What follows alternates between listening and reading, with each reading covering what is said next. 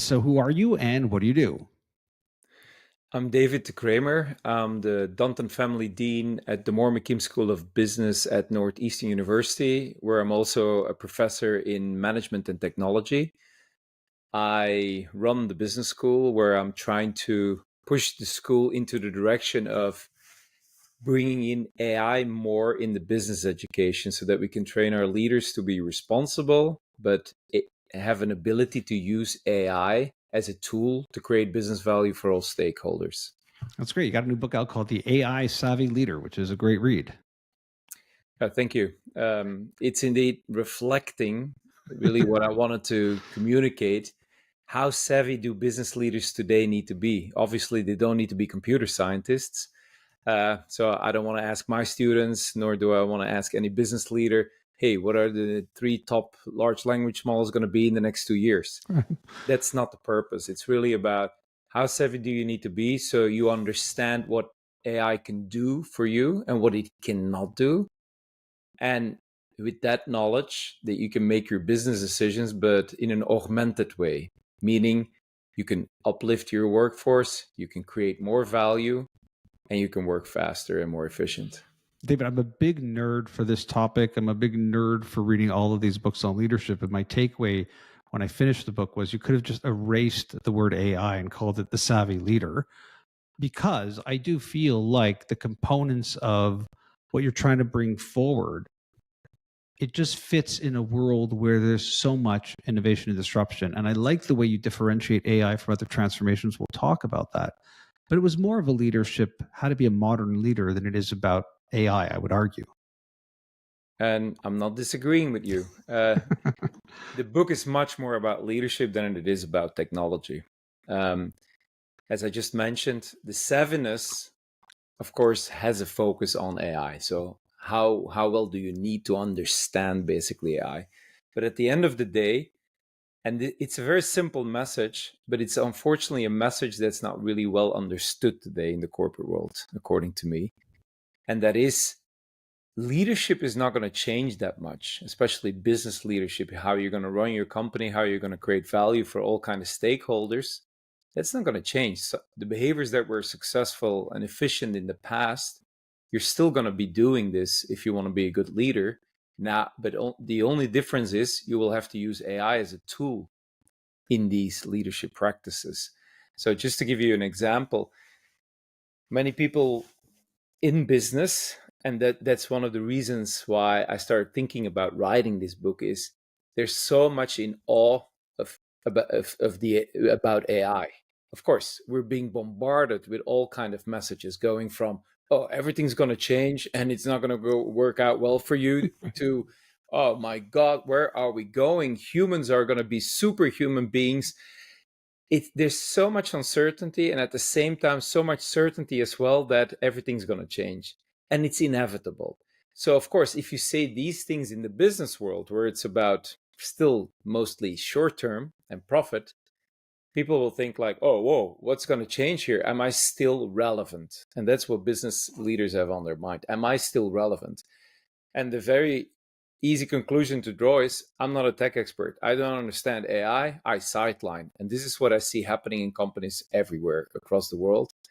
Business leaders are not involved in the process of AI adoption and implementation. The result, unfortunately, is that most AI projects fail, or they really don't provide the return on investments that the big tech companies are telling us, because they all do it out of the goodness of their heart for society, and we're going to take benefit of all these values, but unfortunately it's not materializing. And from a technology point of view, actually it shouldn't even be a surprise, because the value of technology reveals itself as a J curve. It's not just plug and play and immediate value. That's a lie in itself. But because people don't understand AI, that's what they think will happen. They have no expertise, so they sideline. And this is the big dilemma that, or the conundrum, basically, you could say, that leaders are being faced with. On one hand, they have to adapt to AI and what's coming. And on the other hand, they have to comprehend the phenomena already to make it work. And that is a difficult one. And that requires what I call an alignment between corporate purpose. What is your company for? Why do you have your organization? What is it that you want to achieve? Which are business questions. And AI comprehension. Do you understand AI sufficiently so that you can see how can it bring that value to our corporate purpose? And that's the level that you need to achieve. And then you delegate to the tech people. But unfortunately, today, AI enters after the budget is approved, they sideline, and tech starts driving business. You think there's a problem, though, in using this analogy? If we think about what AI was prior to the commercialization of OpenAI and seeing all these new GPTs come, seeing Google get much more aggressive, seeing Microsoft get much more aggressive, that perhaps what we were doing before in AI was very similar to what Web 1 looked like, in the sense of this excitement and this boom and this bust and this investment in infrastructure. And then along comes a Shopify as an example. And suddenly you don't have to spend hundreds of thousands of dollars for an online store. It's cloud-based. You're not on iterative versions where you have different suppliers, and now you're dealing with value-added resellers and implementations and these big digital things. And that maybe as we record this midway May, that suddenly this idea just goes away because of the scale and speed by which we have compute, the scale and speed of which we're seeing the iterative nature. I've been doing this a long time also. I have never seen a product development like we're seeing. If we just said OpenAI is one thing, I am not going to discount for the life of me things that Google, Apple, and Microsoft and Salesforce are doing as well. And that was my feeling at the end. I thought, I wonder if maybe we're wrong about this one, because of now that it's probably 8 months past when the book was written and published, because of the nature of the publishing industry, we might be facing something very different. Have you thought about that? Well, yes, I've thought a lot about it. And I would say yes and no. So, on one hand, look, we've seen so many bubbles, to your earlier point. And I mean, if you just think about cryptocurrency, blockchain, people are not talking that much about it anymore. That didn't change the day-to-day knowledge work. No, but you see the excitement there. I mean, Sure. So I'm pretty sure that people reached out to you to talk about these topics because it's extremely relevant. It's going to change your life. And then now it's not the case anymore. So I do think that we're creating a little bit of a bubble with AI as well, in the sense that, and this is what I see in the business world, the fear of missing out. And it develops into an AI's arms race, what we've seen. Right. It's like, oh, I mean, it's inevitable, but it's going so fast. We have to use it. I don't understand it. I have no clue what it is about, but I have to do it. So not the biggest risk today is not using AI. Now, that paralyzes a lot of business leaders, but also a large part of our society because of our lack of understanding. But on the other hand, it's also because, is it really true? I agree with you that this is a different animal, because the way I always look at it is with the cars, for example, we had the first steam engine, then we had cars. We outsourced our body to say so. We don't have to carry our suitcases anymore. We can go everywhere. Physical labor becomes less important because we can outsource it now. Now we can outsource cognition. Oh, and that's a dangerous one, because now we're at the verge of outsourcing body and mind. What's left? And that is existential.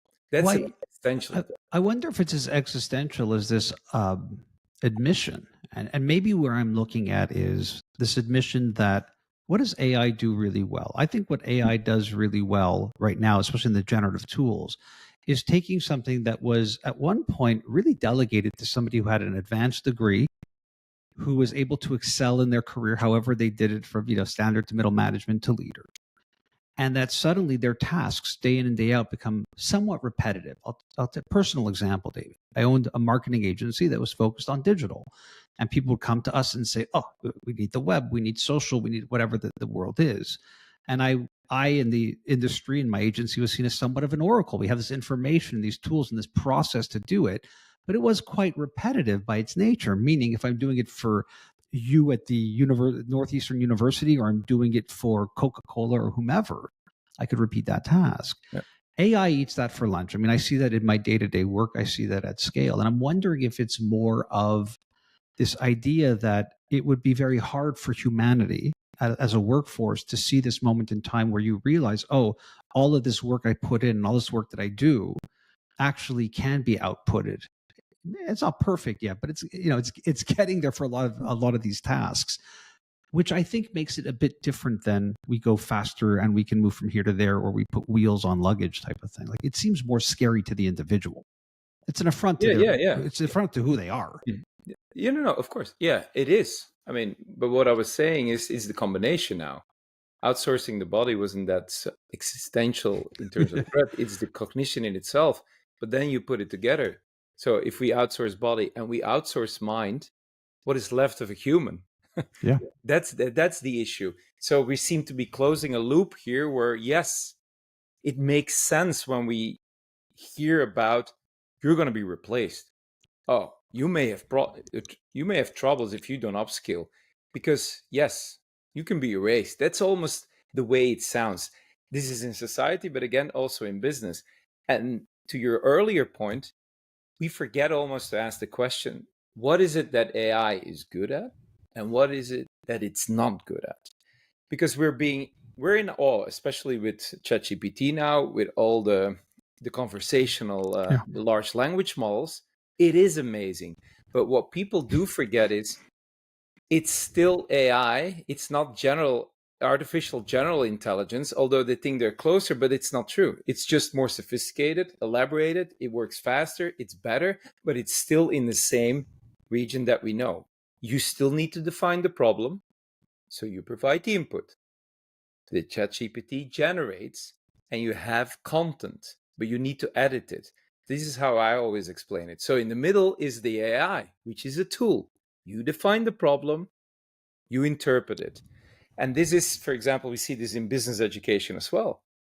It used to be write an essay. Mitch, write an essay, I'm going to grade it, and that's your course. Now, I tell my faculty, the essay is the input, because of the whole evaluation process at the university. So we've moved on, because the generation itself, you can't reward anymore.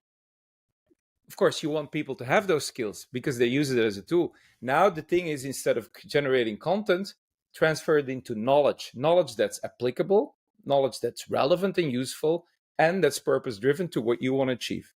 And that's going to be our assessment and education. So if you translate this to the business world, it's, yes, AI is there, but it's a coworker now, and it's a tool to use. So how am I going to implement this? So going back to my new book, it's really about, and to your earlier point again, yes, it's a leadership book. It's still about leaders. How can you create a culture or acquire a cultural change where teams get on board with what you're doing? Can you make AI meaningful to them with respect to the tasks they're doing? We replace the repetitive aspects, but that means as an organization, we're going to invest also in the jobs of the future and train you for it. But I also need to be visionary enough, so savvy enough to explain to you why I think it's meaningful and why it should be done.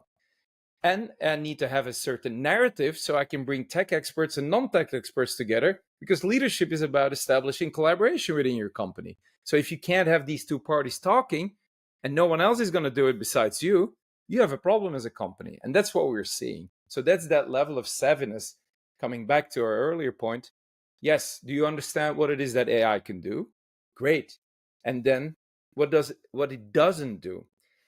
And that's all very practical. And of course, you also have a normative point of view where you could say, you know what, we created AI, and what was its purpose? Let's go back to the earlier discussions in the 60s, where you see there's a purpose to AI. Oh, great. What do you mean there's a purpose to AI? Because that gets lost in all the heavy hitters, the tech companies that are just throwing all kind of persuasive messages at us, is it's serving humanity. So that also means you have a choice.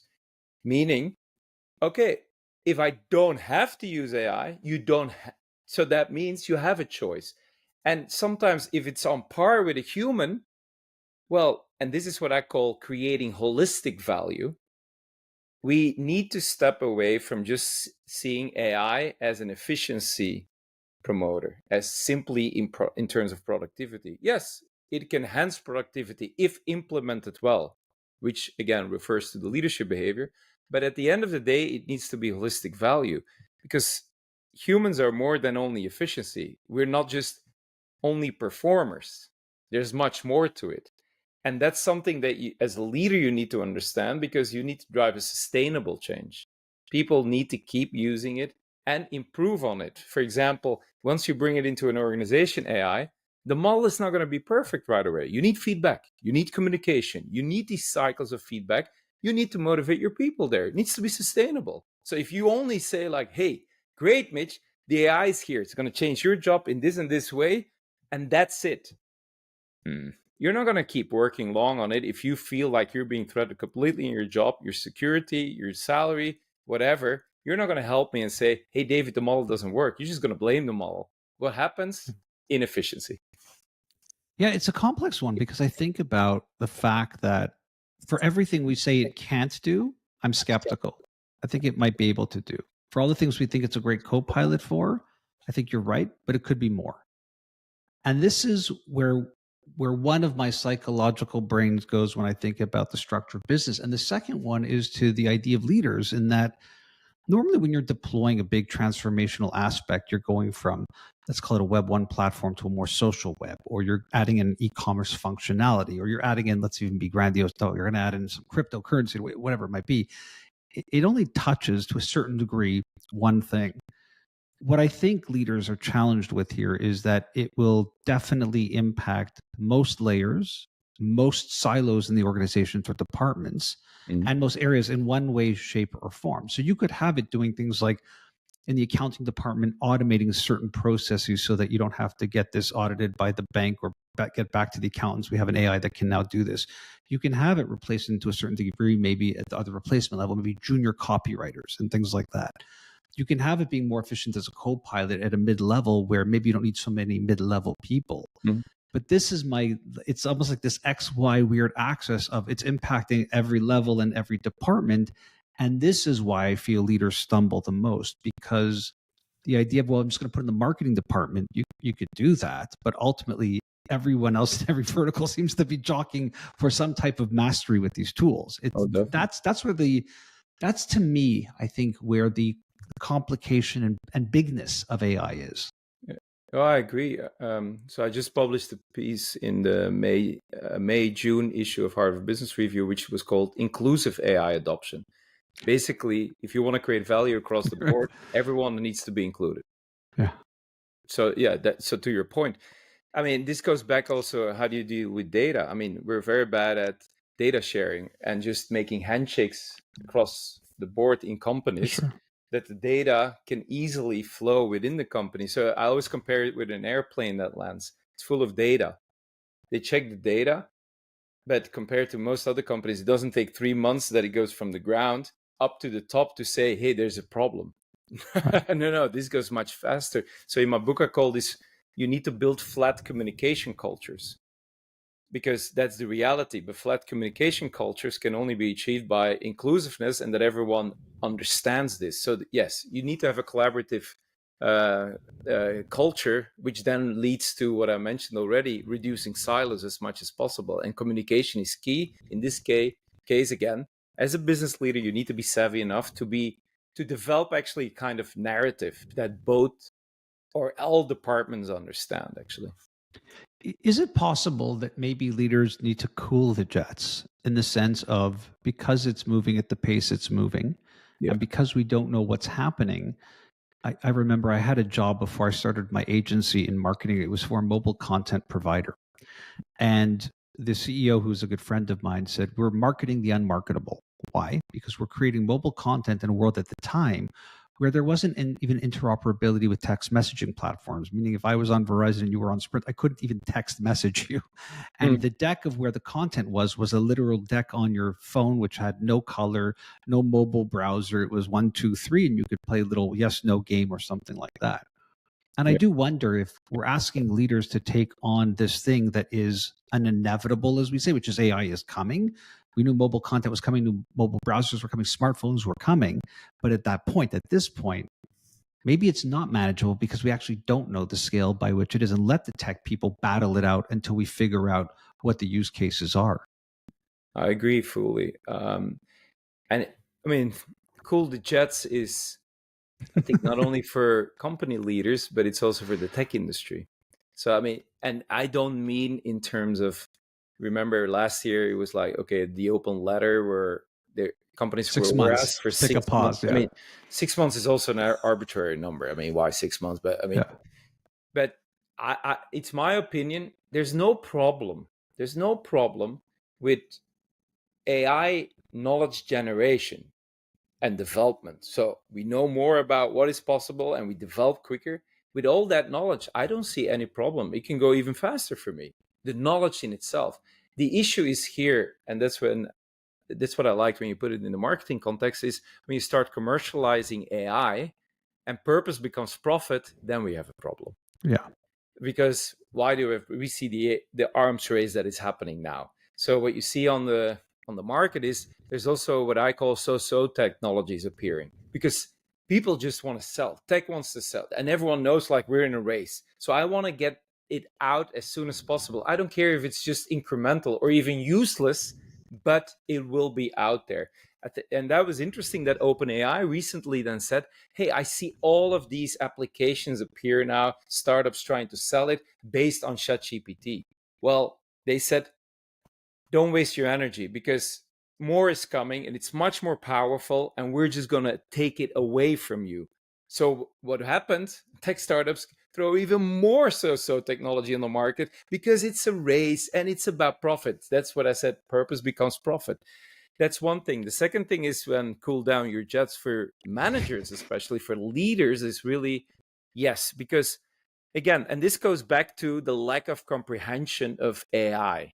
What do you want to use it for? Because the only thing they see and feel is a sense of urgency. I mean, the boards in the US, they're the best example. Boards know nothing about AI, but they're there for governance and seeing, hey, is this the right kind of leadership for running our companies? But please tell me, what is this AI about? There's literally up to, I mean, the majority of boards in corporate America are actually lacking that knowledge. So when you then tell them like, oh, these you should actually look at the budget really because that's your job and see, hey, make sure you have money for the infrastructure, for adopting it, but also for training your people for this and this and this. And then it becomes like, hey, wait a minute, I thought this AI thing was going to do it. No. You need to bring it in the company. You need to make sure that the budget is spent wisely and that the leaders are doing their job. God, I have no clue, but I only know it's urgent. Yeah, okay. So you see, I think it's really in terms of cooling the jets. Yes, the question is really, or the point that we want to make, yes, we need some urgent education at that level for a business today. And from that point of view, because it's lacking, it's going too fast for them. Yeah. I don't even know where we start with this. And I think that's a challenge for most leaders. I can look at this and say, you go from an iteration of chat GPT to just image generation to then video editing to what we've seen recently with chat GPT 4.0, the visual Yeah. interface where it's seeing and doing in a very impressive way. I mean, I'm not a Luddite. When I see these demos and what it's doing, these are leaps and bounds ahead of where they were a minor few months ago. Typically, we wait years for this type of new product release. And I'm curious again where it seems like the pressure of speed to do this when you can't define this. This is the insanity of the moment. Mm. We have to do AI, but when I speak to people, I've spoken to AI experts and they can't even define AI cogently, meaning not Exactly. cogently, I shouldn't say that's not fair. They can't define AI uniformly, where we all look at it and go, that's AI. I've had one Exactly. AI expert basically tell me a definition that my response was, it just sounds like computers doing what computers do, things faster and better than humans. My definition would be, you can tell it what you want it to do and it can do it on its own and explain to you back why it did it. That sounds like a more pure version of what Mm. AI is from my perspective. For Mm. me, Yeah. it's a real hard place to be. And I kept going back to that question as I was reading the AI Savvy Leader, that what I still don't know that we can uniformly say what is AI. Mm. It's a good point. I mean, I define it as a computer that makes decisions, seems to be thinking in a way that seems intelligent. it seems. computers, but like, what about computers or calculators don't already do that? You know what I mean? Like, that's the thing. Yeah, no, but that's the thing. But a calculator is not a smart machine. Well, So it seems to be doing things that I couldn't do in a faster and more efficient way than I yeah, could. but that's faster and efficiency. But then you see, this is where the discussion already The starts. thinking. Now, and this is interesting because you see, it's a very important point because with the development of ChatGPT and now, for example, 4.0, now everything you see, people are literally talking about artificial general intelligence. AGI, correct? Now, Yeah, and that's an interesting one because that's also an issue of definition. 100%. If you look at 2-3 years ago, artificial general intelligence was actually, wow, that's super intelligence beyond humans. That's like opening the door to singularity. Today, they don't define AGI like that anymore. Now, AGI is, oh, it's up to the level of human intelligence. Yeah, it feels like the Turing test a little. Like AGI is the Turing test versus before. I agree with you. It was this idea of we have something doing things that we can't comprehend why it's doing it. It's clearly more intelligent to us to the point where I think it would have force us to redefine what intelligence Exactly. is. Yeah, exactly. So, I mean, the Turing test is a good example. Yeah. It basically, they softened it and they Yeah. weakened it. But why is this, Mitch? You know this as well. Well, Of course, there's a marketing. commercial reason behind it. There's a commercial. We're close now. Now we're close. That Almost shows there. Yeah. how amazing we are. I mean, seriously, if you, let's say, I would say 5 to 7 years ago, you would be in China, where, I mean, in Shenzhen, where things are heating up so quickly. Yeah. Okay, they would say artificial general intelligence, they're a little bit more optimistic because they think everything's controllable in that sense. They want to go fast. 10, 15, 20 years. When you go there now, or even last year, I was still in Singapore, living in Singapore then, they would say, 5 more years and we have general intelligence. Yeah. So I was thinking, like, why? Because if you're really honest, again, ChatGPT, like I said, the input and the output is still human. And it's amazing and it's very impressive. I'm not downplaying it at all, but it's not that we suddenly entered a different era of AI compared to 10 years ago what AI was, because we've just punched it. We're just, it's so much more sophisticated, but it's not a radical innovation from the AI that we knew. It's just made perfect almost at the level that we are. So in that sense, it's still as far away from artificial general intelligence today as it was 10 years ago, in my view.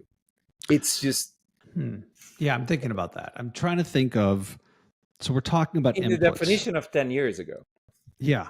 I'm thinking more like inputs. And so if we think about inputs and we go, what do we know? We know right now that it has hoovered in the entire internet, including all audio and video, that they developed technology that was able to scrape YouTube and all of the audiobooks and have all of that information in it. So now we have a system that can operate, with a lot of inputs, a lot of really credible inputs. The joke used to be, when I say used to be a couple months ago, it was this idea that, it's going to output pretty mediocre content because that's the input of what it had.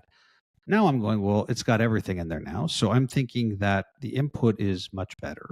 Their compute seems to be a lot better. And so what's going to be the definition by which you and I would look at each other, David, and say, oh, wow, like this is something we haven't seen or we couldn't come up with? I believe it gets more clouded because what is it really doing? It's predicting. It does a letter or a word and it's predicting what the next logical one would be. But if the inputs are suddenly so staggeringly great and big, and the ability for it to leverage that data comes in, I could easily look at you in all honesty and thinking like an intelligent human being and say, it could probably fool me. Right? Oh, like it could, can. because it can. like but it's read way more stuff than you and I could read, and you and I probably read more than 100% of the population. I agree. It can, but that doesn't mean that it's general intelligence. Is right. So because this is the weakness of us as a human being as well. So let me tell you a few things. So I like what you're saying. I agree with it. But if you look at the output, for example, it's so amazing that it has moved us forward. Because I would say now, because like I said, it has access to everything. It's so fast. I mean, of course, I would be stupid not using it because the content that it generates, in a way, it puts us all above average. I always say. Correct. Yeah, very fair. Basically, the average has so the average of 5 years ago, wow, we're all better now if we use the tool in a way that it should be used. Great. So it has moved us further. So we've improved. Great. Now, there's of course a few problems with that as well, because if you're all above average, so you could raise a few discussions here like, oh, is it still worthwhile to get an education, Mitch? I mean, training your unique skills? I don't know, because if we make it all equal, that also has economic consequences, because Absolutely. now everything you create, because everyone can create, I'm not going to pay for that anymore because everyone can do it. So that's going to drop. I don't believe that the prices are going to stay low, because at one point people are going to want authenticity again, the real deal. So just to give you an idea, if you see a beautiful painting and you say, hey, I do want to pay $15,000 for that. And then I say, but Mitch, AI made it. I'm pretty sure you're going to say, well, I'm not going to pay more than 5,000.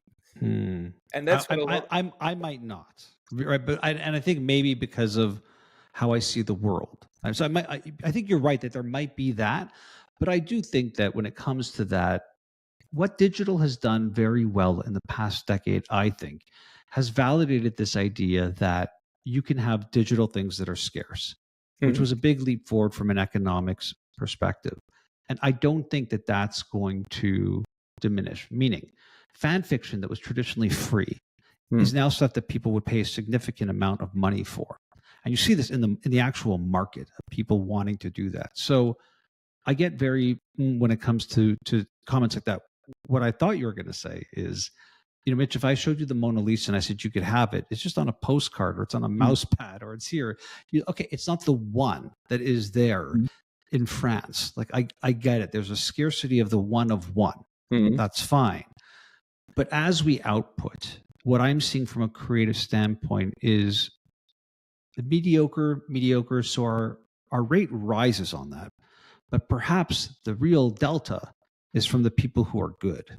And the people who are good, who can take it from good to great, are the ones that are going to be able to. And again, that becomes a bit of a power thing that we already have. Oh, well, yeah. I mean, that's another topic, and I would love to talk about that more. Like, is there a democratization going on with AI? No way. No way. But everyone keeps selling it like this. But again, coming back to your point, I see why you're saying this. Now, what is really interesting is that if you look at research, let's see what research says on this. So this is literally an experiment that happened that I was saying about a painting. People on average will devalue it. It's the same thing with skills. So the most recent studies show that if you show messages, and this is your Turing test here, there's a message written, and how empathic is this person who wrote the message? Then they say, oh, very empathic. And it turned out, the most empathic messages were written by AI compared to humans. But then when the people were told, oh, AI wrote this, suddenly they evaluated it less empathic. So so our brain is so focused, of course, on it needs to be human. So that value is going to be there. So what I meant is, economically speaking, at one point, we're going to look back for that authenticity. In a way, you saw with Spotify, remember? Everyone can put music out there on YouTube. Oh, we put it out there. But then still only a few people, and really the authentic, the really good ones. Now, I'm started to think, are we going to see the same thing with Gen AI? But then I saw two things. Research shows that it's especially those with lesser skills that benefit the most from AI and Gen AI, and not the ones who are so skilled. So if that would be true, wow, that's really flat across the line, which would be a pity and a little bit contrary to what you're saying. A second thing that I see is, and this is at the end of the day where AI is not there, it's not an active participant in our society. It doesn't understand implicit norms. I always give the example of this study. So I'm going to tell you this. There's a person who makes a reservation at a steak restaurant. Person goes to the restaurant, is seated, gets the menu. Person leaves the restaurant and leaves a big tip for the waiter. My question, did the person eat a steak? We don't know. But now you're thinking like an AI. AI will say no, because I didn't say it. You will say, yeah, likely, because it makes no sense why the person would. Right. Why would you leave it there? Right. So this is going to be the big difference there, where you want to look for the value. Is it useful and meaningful? So when I said you generate content, it needs to be translated to knowledge. What is knowledge in our society? We like to see it relevant, useful, meaningful, and those are still at the moment human skills. And that's what I meant with, has AI been uplifted to a next level of AI development? No, it's just been optimized what we already know. Yeah. I'm so curious to see what happens, though, when leaders don't just think about deploying it for teams, but actually start using it at scale.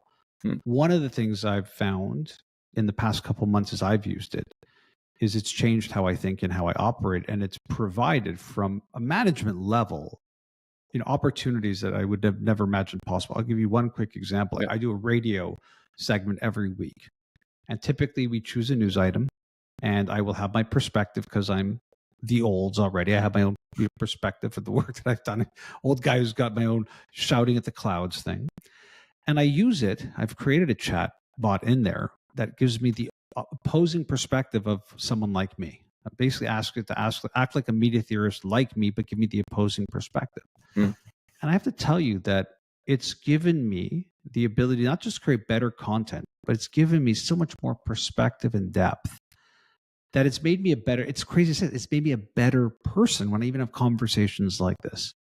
I'm able to see things that I didn't see before because I was stuck in my own echo chamber, my own ideas, my own thoughts. It's not perfect, but it's enough that I go, ooh. And how do I know the result? I know the result because when I do these interviews, I'll usually hear the disc jockeys say things like, oh, or oh, exactly, or I didn't think about that. Or I'm able to counter their desire to want to counter me in a very intelligent way because I've studied it more broadly. And then I apply it to business. I mean, it does apply to business.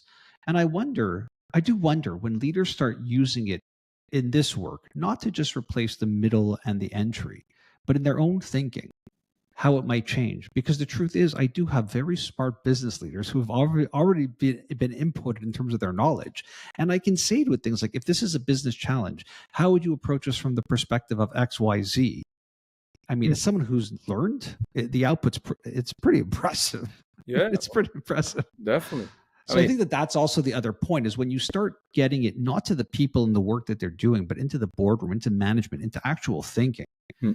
It's pretty amazing. Yeah. But I think, your example, it's a great example, shows why being an AI optimist can also include being an optimist about humans. Right. Because what you just illustrated is the point that I made earlier, augmentation. So you're saying you got more perspective. You feel you're more connected maybe with the outside world. You basically have more perspectives to consider in a discussion. It uplifted you. It elevated you. So you used it in the way that it should be used. But what is interesting here, again, and this is to my earlier point, you use it, Mitch, because you use it when you think it's relevant, when it's meaningful to the other parties who are listening or talking to you. And that's your human ability. So basically, you could almost say the 4.0, that level of sophistication of AI, actually maybe 95% of the things we do, AI can do. But it's that last 5%. Sure. And that's what you did. So you feel like, yes, you get actually more knowledge. It's also the perfect teacher in that sense. It gives you a lot of knowledge. It gives you different perspectives. But the reason that you're saying I have different perspectives is because you know which problem to focus on, sure, or which discussion point to focus on, and make it relevant. And that's the same thing as going from content to knowledge generation, you see? And that's the roles we're all going to be pushed in. Yeah. I guess I get cold in terms of how I feel about this when I say to myself, well, it's doing over 50+% of the work. And I can see a time in the not so distant future where it has that agent feature where, it's on me and it's saying, hey, today, these are the 3 things you really need. Where it's starting to take that other part where it's actually giving me, it's providing inputs is what the easiest way I would talk about agents is instead of it being an output, it starts providing inputs to the human. Yeah, exactly. And my when I say I get cold about it, I fear about it is because it does seem like it's coming a lot quicker than we're anticipating, that component of it. So I hate talking about speed and technology because I find it so boring. Every time we start with technology in the 80s, everything's fast. We know it's fast. So I putting speed aside, it's more of its ability that I think is so challenging. The example that I was thinking about for your book would be the fact that, so what do leaders do? And this is the real core question of the AI savvy leader. And my initial reaction before reading the book was they better do something, because I would assume the smarter employees are already using it, and they're using it to leapfrog team members, and they're probably using it in a very unethical way that probably breaches most of their employment and NDA agreements, because they're probably inputting into GPT, not realizing that they're putting IP into that engine. Can you talk a little bit about this race? Because this seems to be the big data race, the corporate one that I'm mostly interested in. Yeah. What is it? What is an organization to do? You have these teams using it. You don't have one behind, we'll call it a firewall, a black box version of it. Is that the first step, is getting this version inside your organization? Yeah, I think so. You raised two important points that I quickly want to address. The first one was the input there. I just wanted to say something about it. I agree with what you were saying. It provides that input, but you get a little bit of cold. Me too. And you know why I get cold? Is, let's say, if it would do 95% of the things we're doing, we're going to start treating it almost as an oracle. So everything it says, that's what we're going to work on. And that's a problem, because by 2025, 10 to 15% of the data that we will work with worldwide has already been generated by AI itself. Right. Now, that's a problem. Synthetic data. Yeah. I mean, I know you don't like to talk about fast. You just said, but that's I see how it. fast it's going. And we have no clue because we can't catch up. I compare it to the mad cow disease in the 90s in the UK. I don't know if you remember that one. So how did that come about? Because a cow ate contaminated cow meat.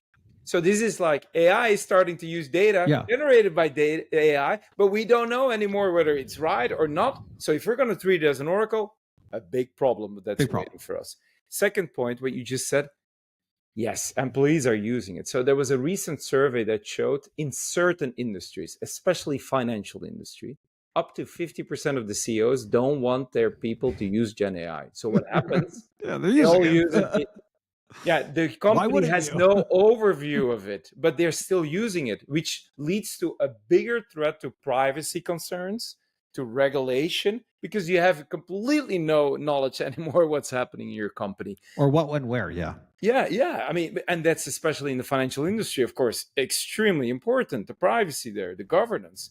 So, and this goes back to these CEOs, the boards, what I've said, they're completely uneducated. They have no clue on why to use it. And here's the advice that you're looking for. Should we? Yes, you should, because you know what? AI is there to be implemented and can only get better, like I said, if you provide feedback. So you need to be able to experiment with. A company needs to have a work culture where there's enough trust, flat communication, and collaboration so that you can test your AI. Because the perfect model doesn't exist right away. You have to work with it, because models need to be modified. And it needs to be modified also towards the purpose of your organization. So as leaders, what is important is to create what we call trust and psychological safety, so that people know, yes, you can use it, but we can experiment. So build that culture. Second thing is, as a leader, you need to be aware, and this is why I say ethical upskilling is more important than ever, because at the end of the day, it's us who use it, the AI. The AI is not going to say, hey, I'm going to be such a badass now, and I'm going to trick all of them. No, it's how we use it, which means as a leader, you need to build a culture where, look, we need to follow this up as well. Transparency is important. We need to discuss why we're using AI. So hence why the question is so important. Why are we using AI? As a leader, you need to be able to give an answer to this and then implement a culture where people know, hey, you have these teams to go to if you're doubtful about, can we use it? We can't use it. So ethics is a topic to be discussed. Governance is something that's openly discussed. Need to create those. So these are these new challenges? Yes and no. You had to do the same thing in the past already, but now it's even more pregnant than ever. Yeah. How do you think they're doing? Like when you would look at this, and again, let's put aside the fact that, wow, it changes every day, and to even make that choice is a tough call. I would not want to be a leader today, having to even make the choice of where I'm going to place my bet on which engine, let alone having to deal with a workforce that could be operating in a very offside way. You could have junior marketing people just doing basic copy that all you're really doing is inputting all your press releases and information without thinking twice about, well, I just had to edit it or rewrite something or come up with an idea. How do you grab this? It feels like we're asking people to grab a cloud of dust. Grab this cloud of dust and just go. It's like, good luck, you know? Yeah. So it's not easy to be a leader today. To be honest, I don't think it's ever easy if you really want to be an efficient leader. For sure. But today, the thing is, and this is why I go back to the first point that you raised. Hey, David, this is a book about leadership. No, it's not about AI. And I said, yeah, because you know what?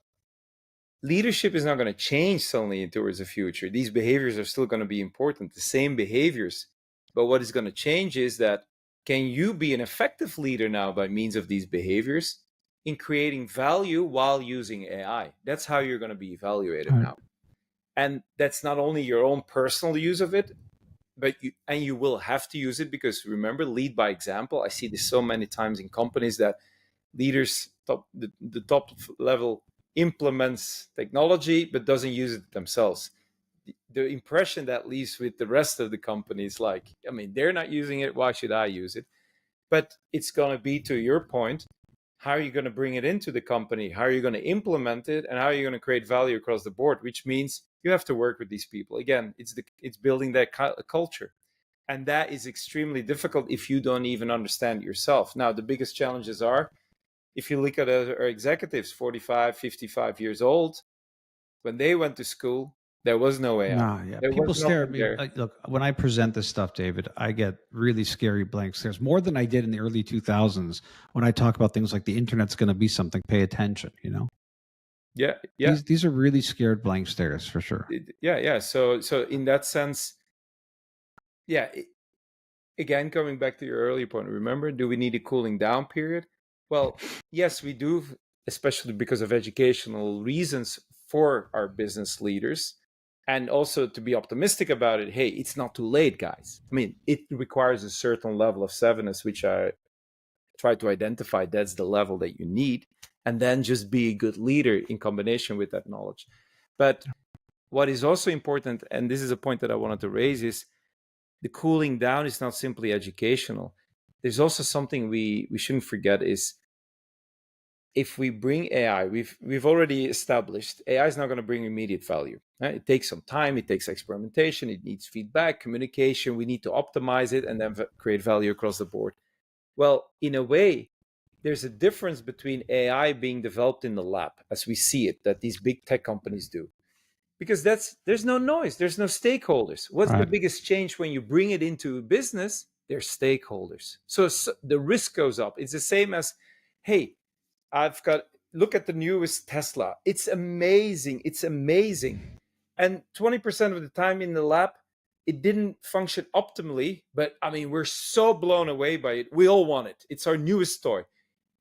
Just imagine Elon Musk now calls you just right now and says, hey, I'm listening to this guy here, Mitch. I just want to tell you that tool that you want, that newest thing, it's on the road now. And I've got better news even. 80% of the time, it's perfect in the traffic.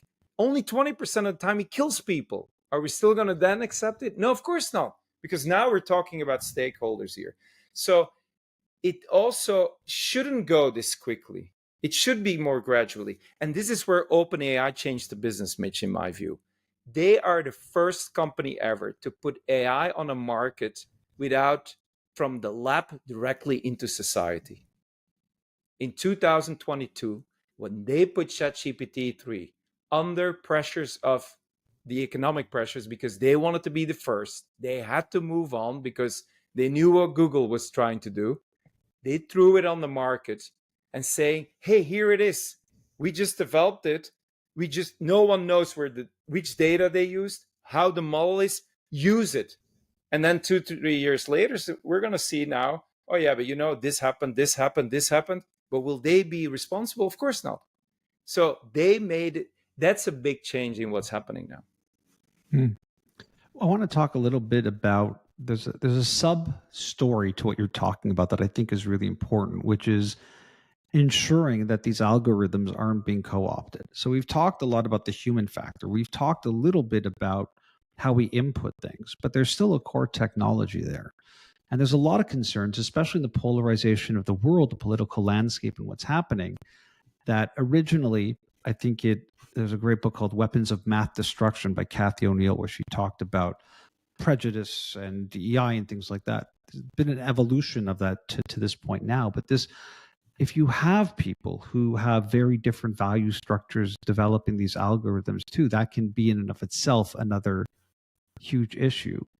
I don't think we've seen a good display from government in terms of really wrapping their heads around this. The regulation really seems to be more around copyright and who's the information is who and who should be compensated. Tell me a little bit about what do we do to make sure that the people who are building the core algorithm are doing it? Yeah, we use the word alignment, which is how do we get it to be with human values? I don't love all of that because what is human values? Who's human values? Eastern, Western, spiritual, socioeconomical, we could go on and on. What do we do to ensure that the core has meaning to it? How do we do that?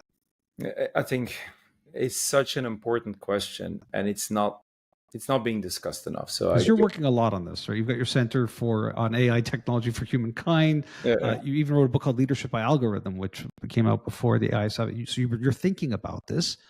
Now it's here. It's if we have a forest fire, what do we do with that core stuff?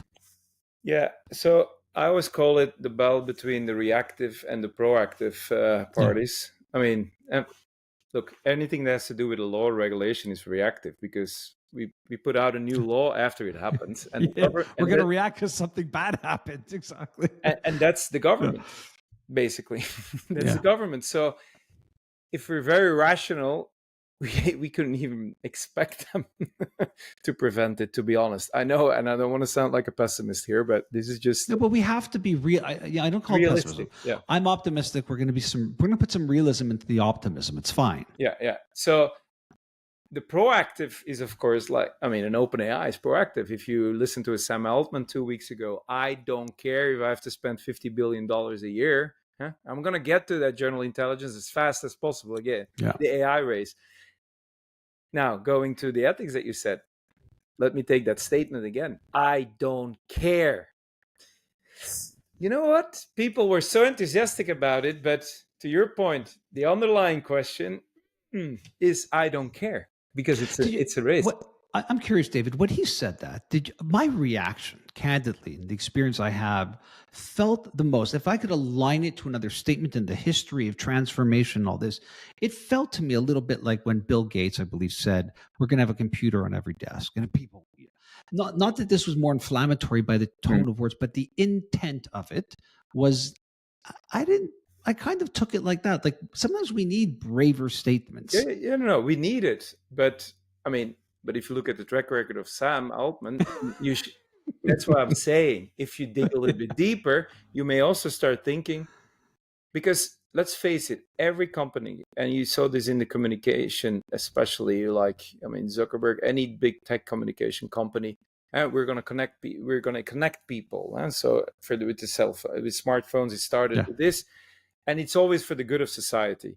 But it was always very unclear what they meant by the good for society. Well, I've never really heard Sam Altman explain what it is for good for the society. It's usually the senses at the end, and it's good for society. We're still suffering from the same disease. So allow me some cynicism here. So yes, I also interpret like you did, but I also saw it a little bit from the other point of view, which is probably my professional...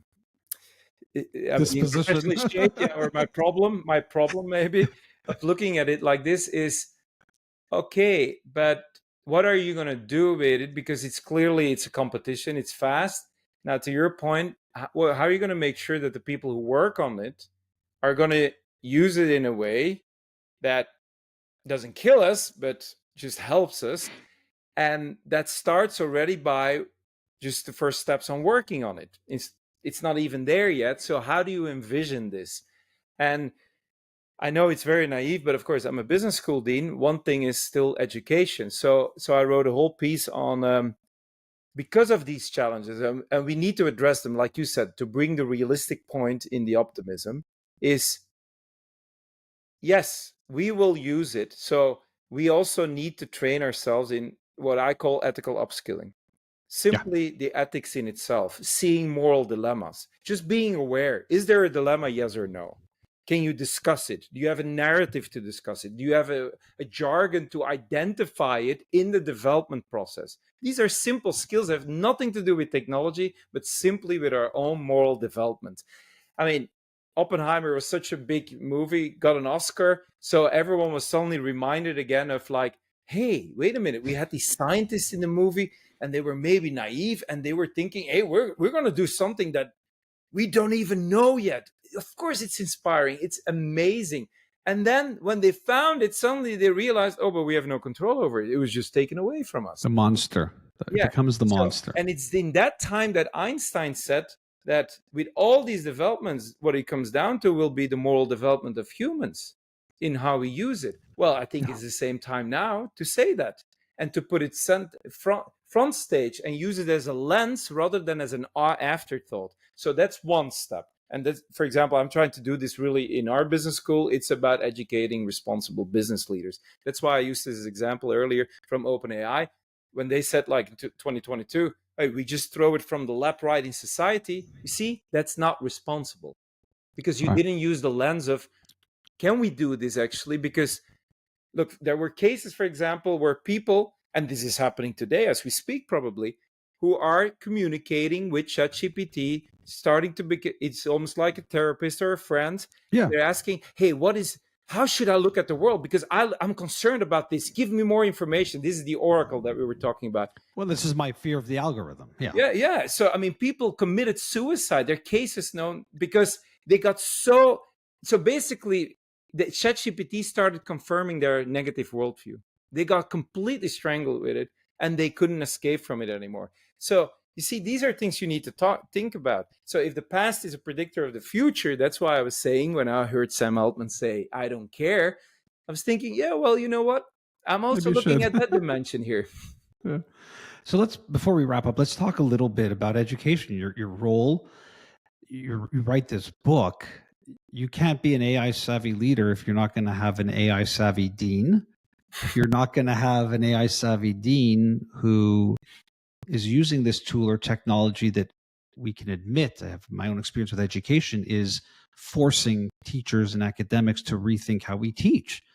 I mean, if we had to change the world because of the calculator for math, this is a whole other level of that. What are you thinking? We have schools right now currently that don't allow the kids to use it. Forget. How do we do this in a world where it's getting really good? It's getting really good. Well, I mean, the thing that I advocate is like I made very clear last week, for example, we started the AI Day for faculty, which is providing resources, accessibility, because look, a lot of people have to learn about it. So you need. That's it. We're asking them to do the impossible. It's like COVID all over again. We're like shut down. Like you use Zoom. Like okay, well, it's not so simple. Yeah, exactly. So, I made clear right away. Students have to use it. They have to. So wow. Well, they're going to. They're going to. Yeah, but again, same point as in the finance industry. They don't want you to use it. They still use it. So they have to use it. Which as I already explained, that's going to change how you're going to assess them and how you're going to evaluate them. And because that's going to change, it's going to change how you're going to teach. So basically, they're already going to get knowledge, just like you have knowledge when you talk to people and you just ask ChatGPT beforehand some questions. But they're going to bring this in. So basically, professor in the classroom, the role is going to be a facilitator and a discussant towards self-development, towards that awareness. For example, that ethical upskilling fits there. That you're going to say like, okay, so for example, I just wrote a business case on profit versus purpose in the tech industry with the arms race that we were talking about. And that it meant like, okay, what kind of output and economics can we expect if you're profit driven only or purpose driven only? Okay, where do you find the balance? Let people think about those things. But you see, these are going to be the bigger questions, which relates to the skill of critical thinking. So you see already the role has changed. It's not anymore, I walk in and I said, I'm going to lecture for 2 hours and that's it. No, those days are gone. So I make that very clear. And this is have the right. So help me understand this for people who are curious. Do you have the right staff for this? Do you have the right student for this? That's a perfect question. That's the question. We have a a large generation basically in amongst faculty. We can't staff. expect them to. Yeah. No, but this is why I'm also seeing myself as I'm actually transformational leader at the moment as a business school dean. So I'm being invited everywhere by my business school dean colleagues. Now, oh, you wrote this book. Can you modify the title and saying what does it mean to lead a business school in the AI era? Yeah. Yeah, and it's similar. So when I said experiment, provide a safe environment, still reward human involvement, make sure you bring the techies and the non-techies together. Well, that's what I'm literally doing in the business school. So just a few quick examples. So our staff, all our staff, I created a data day. So why do data matter? How do you create handshakes between data? What kind of questions do I want you to ask? Literally feeding it. Faculty, okay, you have to work. AI is a tool for business. If you want to understand which large language model in the next 5 years, you go to computer science. So that's not Yeah. our job, but it's a tool. So how are you going to bring it in the classroom? But we have to give examples, and repeat, which means you develop incentives as well to promote that use so that they start understanding. But again, to our earlier discussion, of course, you can't do it overnight. It's Oh, you have a tenured slow process. professors. They have, yeah. I mean, It's a slow process, and that's so help me with this question. How are you then denoting value to the parents and the students to pay for this when you know that you have teachers that, my analogy is the car analogy. You're selling a Mercedes, but you perhaps might be having teachers that are kind of Toyotas from 5 years ago. They're great, they drive, they're fantastic, but in this new world, that's not what you're paying for. well, and that's a great question. As you know, I'm not American, so I'm half Belgian, half Dutch. So I'm European. I lived in the Asia a long time. So for us, the fees that you pay at a university are staggering. We don't know this because I'm Canadian, so I got you too. I'm so with you, yeah. Keith. So when I started here, it was very funny because American faculty look at me, but you're not American. I said, no, that's a good thing for to start Yeah, to well, change here because you need to become aware that they're paying a lot of money, these parents. Because a lot of professors don't think like this. They have their own world. So you really need to bring this to the table to say so. yeah. And I'm very sensitive to it because my parents were able to let me go to the university because they paid at that time, I think it was $100 a year. I mean, I don't even know. I mean, it was just, and my alma mater is ranked number 7 in the US, by the way, when it comes down to technology degrees. So, hey, we did it well. So, how can you make that salient that they have a responsibility there as well? So, that's one thing that I'm trying really to put on the table. And maybe because of my cultural background, I'm much more savvy or sensitive to it. That's one thing.